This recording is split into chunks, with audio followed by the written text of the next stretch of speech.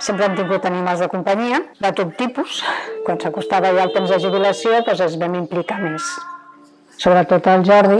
Soc el vicepresident d'una associació que es diu Voluntarios Itinerantes, que el que fem és col·laborar amb diferents protectores a nivell de Catalunya i inclús alguna vegada també de fora. Passejos, sinó a nivell de neteja, a nivell de construcció, estem molt implicats. El Jordi sí que està portant una colònia que és molt important cuidar dels gats de la població, perquè és una manera de controlar-los en les colònies, de que no es reprodueixin tant i que no estiguin malalts. On jo també m'he anat implicant en aquest temps que portem aquí, i un pressupost. I que aquest pressupost ha de ser un pressupost tancat, on realment puguem aconseguir que tant gats dels carrers i gossos abandonats o tal, estiguin amb una millora constant. Poder-ho fer, jo entenc que n'hi ha que tenir unes partides i a partir d'aquí sabem que la responsabilitat, per exemple, dels gats és una responsabilitat i més amb la nova llei del benestar animal que recau sobre l'Ajuntament. Tenim que ser conscient que es pot ajudar l'Ajuntament, però l'Ajuntament té que ser conscient que té que tenir unes partides adequades per aquests conceptes.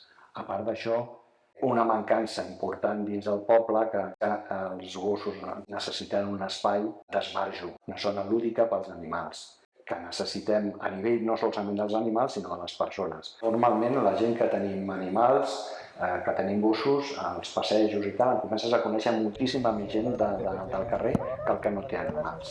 I fas realment amistats. Actuen els gossos i interactuen les persones. I els gossos, quan estan sociabilitzats, també estan més tranquils, no són gossos tan agressius.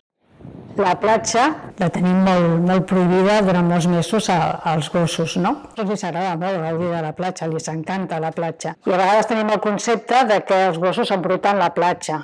I jo penso que embruten més les persones que no els gossos.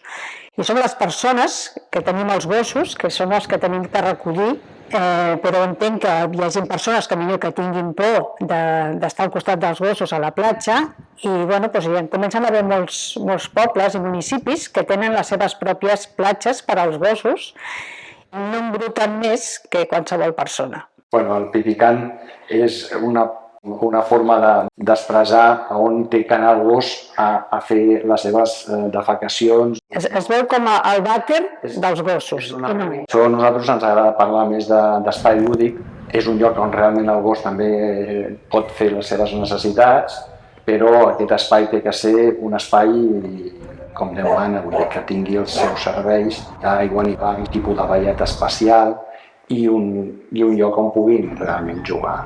Pipicant no està... A mi em sona com bastant malament, la veritat. Terra de fraternitat és el poble qui governa des del fons de la ciutat. Des del fons de la ciutat és el poble qui governa